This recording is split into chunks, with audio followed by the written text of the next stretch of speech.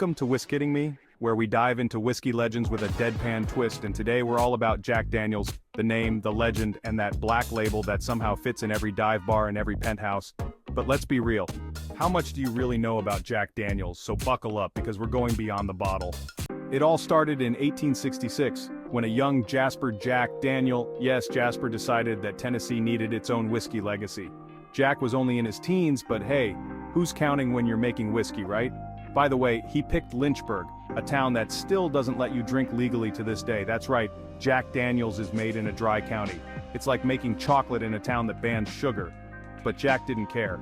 He built his distillery, hired a preacher to teach him the ropes, and started what would become the most famous Tennessee whiskey in the world. Jack didn't want his whiskey to be just good. He wanted it to be unforgettable. And clearly, he nailed it. 10 feet of charcoal. What's the big deal? Now here's where Jack really went the extra mile, or rather, the extra 10 feet. See, Jack Daniel's whiskey goes through this thing called charcoal mellowing. It drips through 10 feet of charcoal, drop by drop, before it ever sees a barrel. Because apparently, regular smoothness just wasn't smooth enough for Jack. Think of it like sending your whiskey on a 10-foot spa day, where it gets mellowed out just to be that much smoother for you.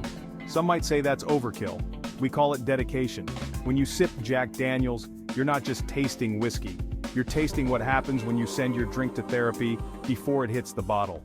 Now, onto one of the most infamous stories in whiskey history, Jack's untimely death. Legend has it that Jack died from an infected toe. And not just any toe injury, he kicked a safe. Yeah, a safe.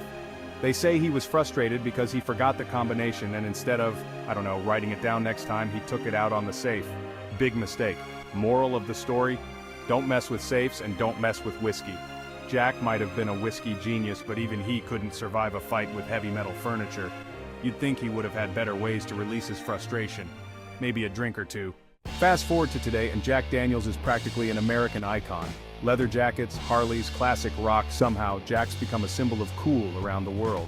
It's not just a drink, it's a vibe.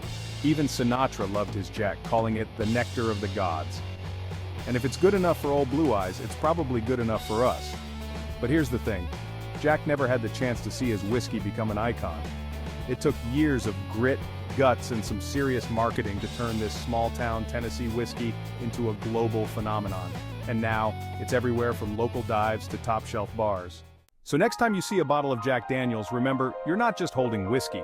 You're holding over 150 years of Tennessee tradition, a 10-foot charcoal filter, and one very unfortunate safe accident. Because Jack Daniel's isn't just a drink, it's a legacy bottled up for your enjoyment. Thanks for tuning in to Whiskiddingme. If you enjoyed this cheeky dive into whiskey history, hit subscribe and join us for the next round. Until then, keep your glass half full and your whiskey full of history.